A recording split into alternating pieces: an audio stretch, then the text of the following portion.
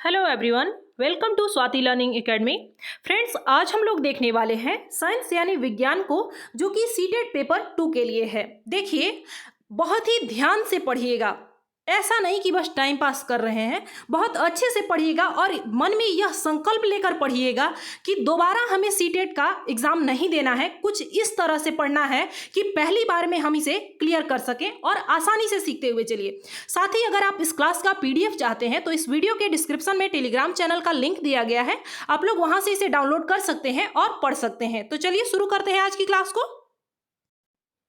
सबसे पहले हम लोग बिल्कुल सामान्य और आसान सी चीजों के साथ शुरुआत करेंगे। पहला है भोजन, यह कहाँ से आता है, यानी भोजन के स्रोत क्या है, संघटक क्या है, इससे हम लोग शुरुआत करेंगे। देखिए, संघटक क्या है। भोजन बनाने के लिए हमें कई चीज़ों की आवश्यकता होती है। खाना पकाने के लिए आपको बहुत सारी चीज़ों की जरूरत होती होगी, जैसे हरी सब्जियां, नमक, मसाला, मिर्च, तेल, पानी। इन्हें ही हम संघटक कहते हैं। किसे कहते हैं? संघटक किसे कहते हैं? भोजन बनाने के लिए, अपना खाद्य पदार्थ बनाने के लिए हमें कई चीज़ों की जरूरत होती है, आवश्यकता होती है, और उन्हीं चीज़ों को हम लोग संघटक कहते हैं। यहाँ तक हो गई बात। खाद्य पदार्थों के स्रोत, यानी जो भोजन हम लोग खाते हैं वो आते कहाँ से हैं? यही स्रोत है। जिन जिन चीज़ों से हम अपना भोजन प्राप्त करते हैं उन्हें ही खाद्य पदार्थों का स्रोत कहते हैं, यानी वो चीज कहाँ से आती है वही उसका स्रोत हो गया। और यह जो खाद्य पदार्थ के स्रोत हैं वो हम दो स्रोतों से, दो जगहों से प्राप्त करते हैं। अब वो कौन कौन से हैं, चलिए जानते हैं। पहला है पौधों से प्राप्त खाद्य सामग्री। अब वे खाद्य सामग्री, वे खाद्य पदार्थ के स्रोत जो कि हमें पौधों से, पादपों से प्राप्त हुए हैं, जैसे गेहूं, दाल, चावल, मक्का, सब्जियां, वनस्पति तेल, ये सब क्या है? ये सब हम पेड़ पौधों से प्राप्त करते हैं। तो इसी को हम लोग बोलते हैं पौधे से प्राप्त खाद्य पदार्थ। अब दूसरा हो गया जंतुओं से प्राप्त खाद्य पदार्थ के बारे में। जैसे जंतुओं से, जानवरों से हम क्या प्राप्त करते हैं? अंडा, मांस, दूध, दही, मछली, पनीर। ये सब क्या है? ये ऐसी वस्तुएं हैं, ऐसे खाद्य पदार्थ हैं जो हम जानवरों से यानी जंतुओं से प्राप्त करते हैं। अगला है कच्ची सामग्री के बारे में। अब कच्ची सामग्री क्या है? खाद्य पदार्थों को बनाने के लिए जिन संघटकों का हम प्रयोग करते हैं उन्हें कच्ची सामग्री कहते हैं। जैसे कि अब देख लीजिए, आपको सब्जी बनाना है, उसमें आपके पास नमक, मिर्च, मसाला सब कुछ है, लेकिन उसे हम लोग क्या केवल अकेले नमक खा सकते हैं? नहीं खा सकते। केवल हरी सब्जी खा सकते हैं, हाँ, उसे तो एक बार खाया भी जा सकता है, लेकिन सभी सब्जियों को आप कच्चा नहीं खा सकते। तो इन सभी को आपस में हम लोग मिलाकर प्रयोग करते हैं। यही क्या है? यह कच्ची सामग्री है। जब तक हम इसे मिलाए नहीं हैं, जब तक हमने सब्जी को अलग काट के रखा है, उसके लिए मसाले को अलग रखा है, नमक को अलग रखा है, और इन सभी को मिलाकर बनाते हैं, वो क्या बना? हमारा सब्जी बना। लेकिन जब तक इसे हमने पकाया नहीं है, केवल अलग अलग रखा है पृथक करके, यह क्या है? कच्ची सामग्री है। यहां तक हो गई बात। आगे दिया गया है पौधों के खाने योग्य भाग। कुछ पौधों के दो या दो से अधिक भागों को खाया जाता है, इन्हें ही खाने योग्य भाग कहा जाता है। किसे कहा जाता है? जिस पौधे का, जैसे कुछ पौधे ऐसे होते हैं जिनके हम लोग केवल पत्ते ही खा सकते हैं, जिनकी केवल जड़ों को ही खाया जा सकता है, लेकिन कुछ ऐसे भी पौधे हैं जिनके पत्तों को भी खाते हैं, जड़ों को भी खाते हैं। तो यानी कि कुछ पौधों के दो या उससे अधिक भागों को भी खाया जाता है, और इन्हें ही हम लोग खाने योग्य भाग कहते हैं, जिसे हम लोग खा सकें। जैसे कि जड़, तना, फल फूल, पत्ता इत्यादि, ये सब खाने योग्य भाग होते हैं। जैसे कि मान लीजिए, आलू का हम लोग क्या खाते हैं? तना खाते हैं। मूली का जड़ खाते हैं और पत्ता भी खाते हैं, उसका भी पत्ते का भी कुछ कुछ बनाया जाता है। साथ ही पालक का हम लोग क्या खाते हैं? पत्ता खाते हैं। तो यह क्या है? आलू का तना जो है वो क्या है? खाने योग्य भाग है। मूली का जड़ और पत्ता दोनों खाया जाता है, तो यह भी क्या है? खाने योग्य भाग है। अब आगे अंकुरण के बारे में बताया गया है। अंकुरण क्या है? ऐसे तो सामान्यतः आप लोग जानते होंगे, बीजों को अंकुरित करके आपने देखा होगा, चने आदि अंकुरित करके आप लोगों ने खाए होंगे। देखिए, बीज से छोटे पौधे का उगना ही अंकुरण कहलाता है। छोटे पौधे का जन्म लेना ही अंकुरण कहलाता है। अंकुर यानी स्प्राउट क्या है? अंकुरित बीजों में से एक सफेद रंग की धागे जैसी संरचना निकलती है, जिसे अंकुर कहते हैं। मान लीजिए, यह छोटा सा बीज है, और यहाँ से अब जब उसे आप भिगो कर रख देते हैं, और उसके बाद जब उसमें नमी और ऑक्सीजन उपस्थित होता है, तो उसकी उपस्थिति में धीरे धीरे वो अंकुरित होना शुरू हो जाता है, और उसमें धीरे धीरे पतला सा एक धागे जैसी संरचना निकल जाती है, और इसे ही हम लोग क्या कहते हैं? स्प्राउट कहते हैं, या फिर अंकुर अंकुर कहते हैं। अगला है मकरंद, यानी जिसे हम लोग नेक्टर कहते हैं।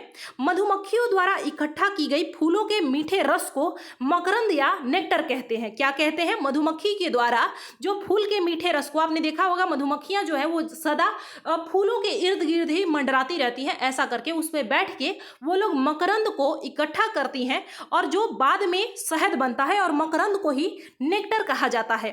ध्यान रखेंगे, आपको लगता होगा कि आखिर हम यह सब चीज इतने डिटेल में क्यों पढ़ रहे हैं जबकि हमें सामान्य रूप से पता है।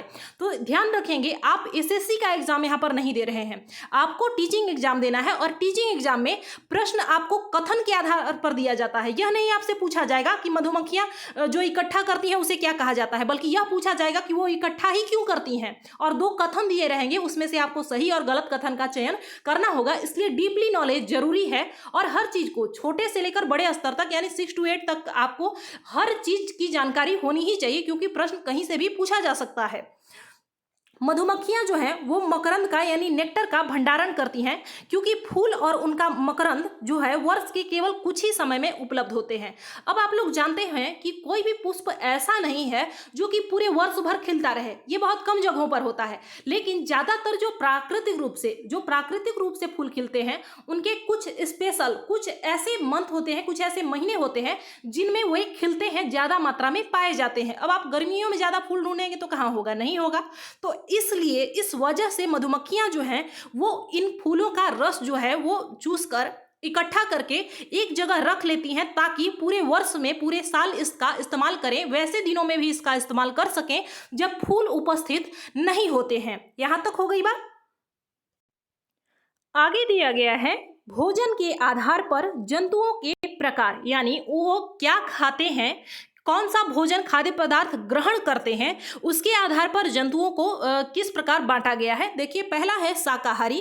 वे जंतु जो केवल पादप या पादप उत्पाद यानी पौधे से प्राप्त होने वाली वस्तुओं को या फिर पौधे से बनी के द्वारा जो प्राप्त किया गया है उससे बने हुए खाद्य पदार्थ को खाते हैं, वे शाकाहारी कहलाते हैं। अब यहाँ पादप या पादप उत्पाद का मतलब क्या है आप लोग समझिएगा। देखिए, पादप जैसे हो गया कि घोड़ा, हाथी इत्यादि जो हैं वो जो केवल पत्तियों को खा लेते हैं, पादप को जैसे का तैसा ही खा लेते हैं। लेकिन अगर हम लोग मानव की बात करें, मानव क्या करता है, केवल घास फूस तो नहीं खाता, बल्कि उनसे जो प्राप्त उत्पाद होते हैं, जैसे धान गेहूं हो गया, उसके दाने को निकाल कर उससे भिन्न भिन्न चीजें, भिन्न भिन्न व्यंजन बनाए जाते हैं और उसे खाते हैं। तो यही हमारा पादप उत्पाद हो गया। शाकाहारी वे कहलाते हैं जैसे गाय, हिरण, भैंस आदि। अब देखिए, आप लोगों के मन में प्रश्न उठ रहे होंगे कि आखिर मनुष्य भी तो शाकाहारी है, मनुष्य भी तो केवल पादप उत्पाद खाता है। लेकिन जरूरी तो नहीं है ना कि प्रत्येक मनुष्य जो है वो केवल शाकाहारी उत्पाद ही खा रहा है, वो मांस भी खाते हैं, इसलिए उसे हम लोग शाकाहारी में नहीं रखेंगे। जो केवल पादप या पादप उत्पाद खाते हैं उसे ही हम लोग शाकाहारी में रखेंगे। अब हिरण कभी मांस नहीं खाएगा, हम लोग जानते हैं, कभी नहीं खाएगा, इसलिए यह क्या है, यह शाकाहारी है। दूसरा है मांसाहारी। वे जंतु जो केवल जंतु या जंतु उत्पादों को ही खाते हैं उन्हें मांसाहारी कहते हैं, जैसे शेर, बाघ, ये सब कभी घास नहीं खाएंगे। केवल यहाँ का यूज किया गया है, ध्यान रखेंगे, केवल जंतु या जंतु उत्पाद को ही खाते हैं उसे मांसाहारी कहते हैं। अब आपको लगता होगा कि मनुष्य भी तो मांस आदि का भक्षण करता है, उसे भी खाता है, लेकिन कोई भी मनुष्य ऐसा नहीं है कि केवल मांस खाकर रहे, वह दोनों को खाता है, शाकाहारी को यानी पेड़ पौधों से प्राप्त उत्पादों को भी खाता है, मांस को भी खाता है, इसलिए उसे हम लोग सर्वाहारी वर्ग में रखते हैं। सर्वाहारी क्या है, वे जंतु जो पादप और जंतु यानी पौधे से प्राप्त उत्पाद को और जंतु को, जीव जंतुओं को, दोनों को ही खाते हैं, वे सर्वाहारी कहलाते हैं। जैसे मनुष्य हो गया, कौवा हो गया, कौवा को आपने देखा है, यह कीड़े मकोड़ों को भी खाता है, साथ ही साथ अनाज आदि के दानों को भी खाता है। वैसे ही मनुष्य भी हो गया, कुछ मनुष्य जो है वो मांस आदि का सेवन भी करते हैं, साथ ही पौधे से जो प्राप्त उत्पाद होते हैं जैसे चावल, दाल इत्यादि, ये सभी भी खाते हैं। तो मनुष्य को हम किस में रखेंगे, सर्वाहारी में रखेंगे। तो फ्रेंड्स, इस क्लास में बस इतना ही। आपको चीज़ें बहुत अच्छे आसानी से समझ में आएगी, बशर्ते आप इसे अच्छे से सुने और खुद का नोट बनाएं। मिलते हैं अगली क्लास में। धन्यवाद।